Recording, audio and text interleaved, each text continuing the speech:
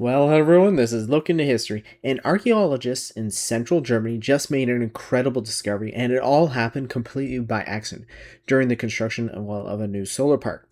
In a town called Bad Camberg, researchers uncovered a 2,000-year-old Celtic wagon burial belonging to an ancient Huntstruck Eiffel culture. Finding a tomb that is old and exciting enough on its own, but the sheer variety of artifacts inside makes it a true historical jackpot.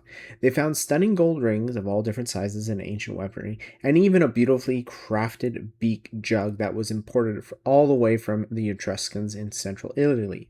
This shows that even 2 millennia ago, these communities were part of a massive interconnected trade network spanning across Europe. But the real showstopper here is the evidence of a two-wheeled wagon.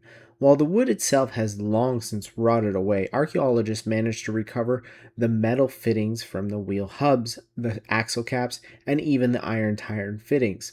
Now, according to the state's chief archaeologist, being buried within an entire vehicle like this was the ultimate ancient status symbol, confirming that the man who laid rest here was someone of immense power and wealth. What's even wilder is that the team isn't even done digging yet. They've actually been using x rays and CT scans on the remaining soil blocks, and the scans show that there are still more hidden artifacts waiting to be uncovered.